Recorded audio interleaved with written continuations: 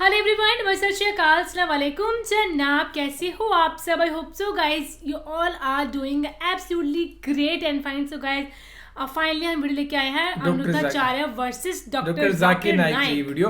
तो आपसे ये रिक्वेस्ट है, वीडियो को जरूर प्यार करना, क्योंकि डॉक्टर जाकिर नाइक जी की वीडियो बहुत ज्यादा इंफॉर्मेटिव होती है। तो मैं कुछ टाइम से बयान वगैरह बना रहा था, लेकिन उस पर ज्यादा लोग नहीं देख रहे हैं, तो आई थिंक आप इंटरेस्टेड नहीं हो वो देखने में। डॉक्टर जाकिर नाइक वाली वीडियो लोग ज्यादा देखते हैं। तो आज की वीडियो भी यही होने वाली है, डॉक्टर जाकिर नाइक जी की, अनुरुद्धाचार्य महाराज और डॉक्टर जाकिर नाइक कि एक औरत ने पंडित जी को क्वेश्चन पूछा कि सारी दुनिया भगवान ने बनाई है, तो अल्लाह कौन है? तो भाई देखते हैं क्या जवाब दिया डॉक्टर जाकिर नाइक जी ने, क्या जवाब दिया उसके ऊपर। वो मेन बात, वो चीज मैटर करती है ज्यादा। तो फिलहाल इसको प्ले करते हैं, फिर करते हैं बाकी। मेक श्योर आपने वीडियो को लाइक करा नहीं तो फटाफट से भी कर दो, लाइक कर दो वीडियो को, लास्ट तक जरूर देखो। मैं कुछ नहीं कहता, शेयर कमेंट कुछ नहीं कहता, लाइक और लास्ट तक देखो भाई। सृष्टि ने यदि भगवान ने किया है तो अल्लाह कैसे? अल्लाह को किसने किया है? किसको?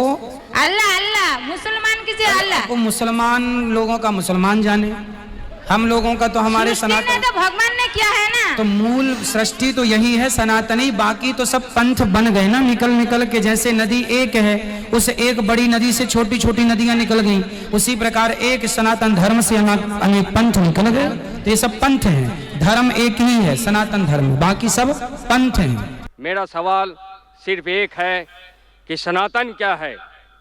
सिर्फ सनातन क्या है, मैं यही जानना चाहता, जिसके कारण मैं आपके द्वार पर और यहाँ इजलास महफिल में मैं आपके सामने क्वेश्चन रखा हूँ। भाई साहब ने पूछा है कि सनातन की मानी क्या है? पूरा सनातन धर्म।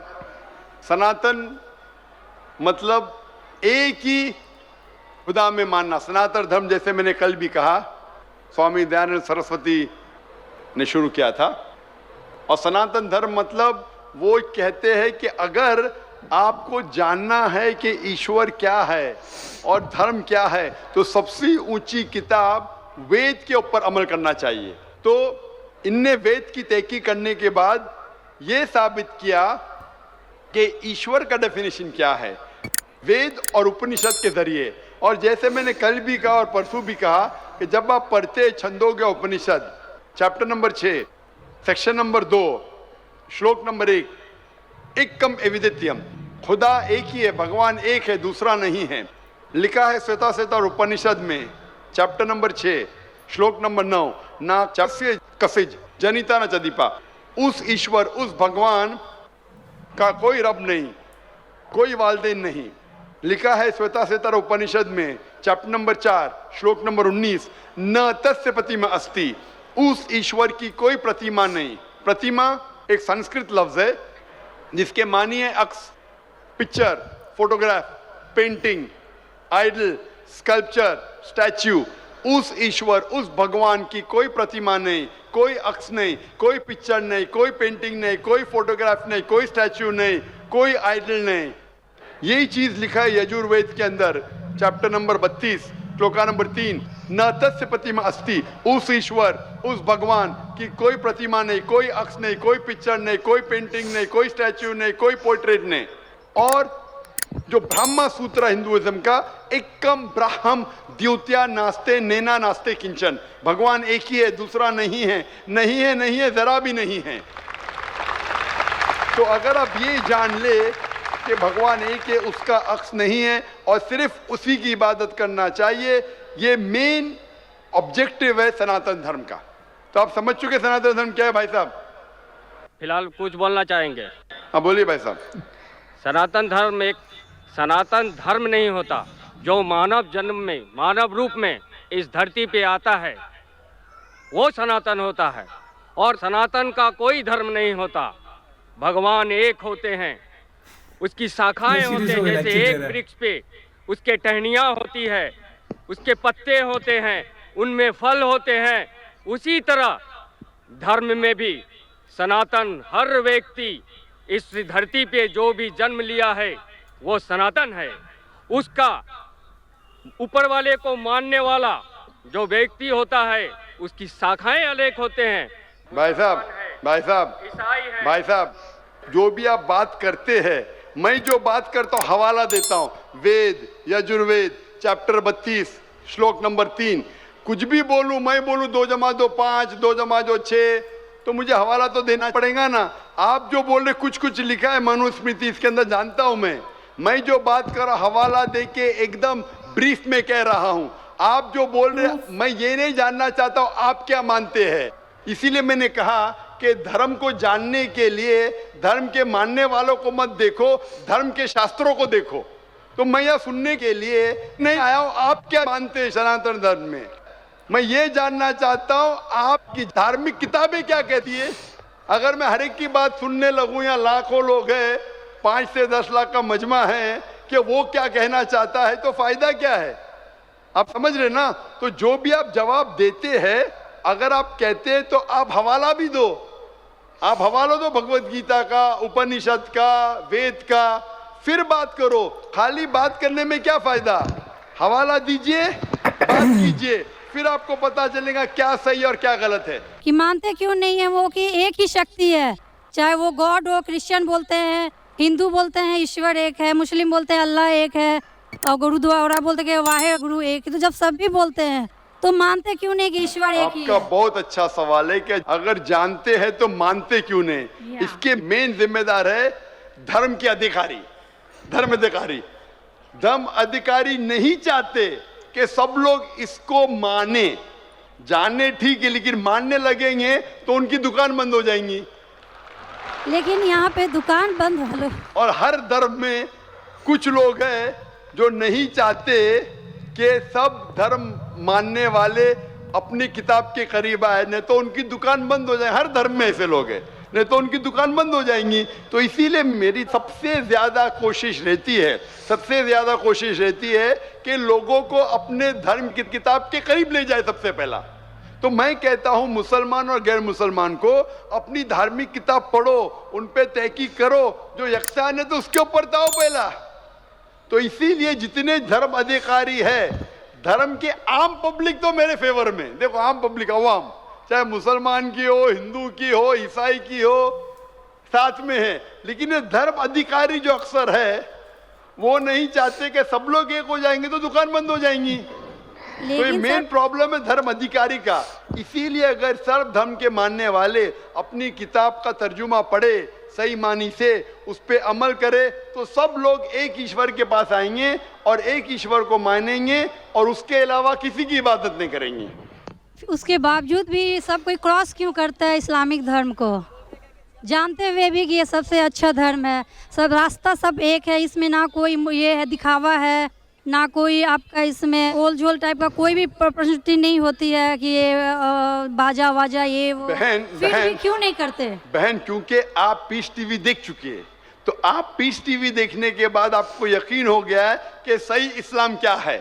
बाकी चैनल सही इस्लाम नहीं दिखा रही। बाकी चैनल दिखाते हैं कि मुसलमान टेररिस्ट है, मुसलमान दहशतगर्द है, मुसलमान जलील करते, मुसलमान ये करते, खवातीन को हक नहीं देते। तो सब लोग तो पीस टीवी नहीं देखते ना। इंशाल्लाह एक दिन आएगा जब दुनिया के अक्सर लोग पीस टीवी देखेंगे। इंशाल्लाह हमारा इरादा है कि पीस टीवी को कम से कम दुनिया की सबसे अहम 10 ज़बानों के अंदर फैलाए। इंशाल्लाह अल्लाह से दुआ है, क्योंकि जो मोहम्मद सल्लल्लाहु अलैहि वसल्लम की हदीस है कि इस्लाम एक दिन हर घर में पहुंचेगा। तो अल्लाह ताला से दुआ है कि हमें वो जरिया बनाए कि सही इस्लाम दुनिया के हर घर में फैलेगा इंशाअल्लाह। बहन मैं आपसे पूछना चाहता हूँ, आप मानते कि खुदा एक है? मैं बचपन से मानती हूँ ऊपर वाला एक है। आप मानते हैं कि मोहम्मद सल्लल्लाहु अलैहि वसल्लम आखिरी पैगंबर है? हाँ, ये सब बचपन से ही पता है मुझे। तो मैं आपसे पूछता हूँ डॉक्टर श्वेता, जब आप मानते खुदा एक है, आप मानते बुत परस्ती गलत है, आप मानते मोहम्मद सल्लल्लाहु अलैहि वसल्लम आखिरी पैगंबर है, तो उसका मतलब आप मुसलमान हो चुके हैं। हाँ, ये एक चीज मैं सवाल करना चाह रही थी आपसे। जी हाँ। कि आपके मन में जो भी आप धर्म अपना रहे हो, ये तो जरूरी नहीं होता कि आप उसे रिप्लेस करें पब्लिक के बीच में। जरूरी नहीं है।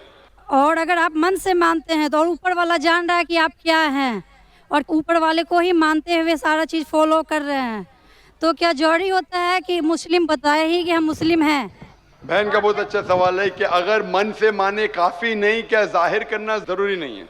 अगर आपको कोई तकलीफ हो रही है, मिसाल के तौर पे अगर आपको शक लगता है कि अगर मैं जाहिर करूं तो मेरी ज़िंदगी खतरे में है, और ये टॉपिक के ऊपर भी है।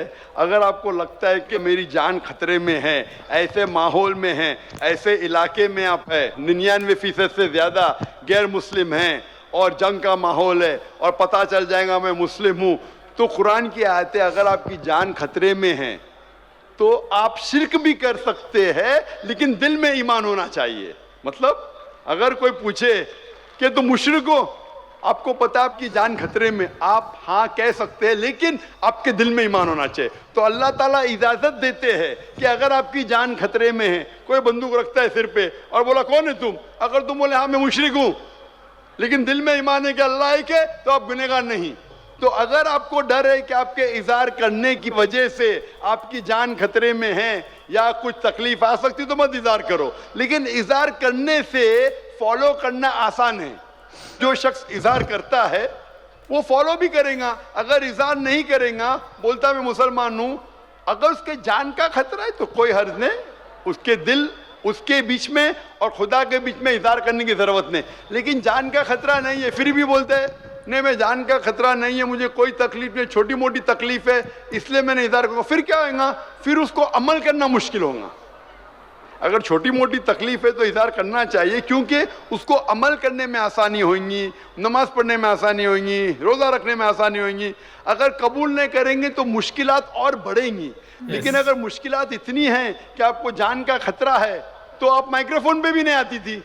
मैं भी फील्ड में हूँ ना बहन, अगर आपको जान का खतरा होता था तो माइक्रोफोन पे आके आप बोलती भी नहीं थी कि मैं बुत परिस्थिति के खिलाफ हूँ, मैं खुदा में मानती हूँ। जब इतना बोल दिए तो मुझे यकीन है आपके जान का खतरा नहीं है।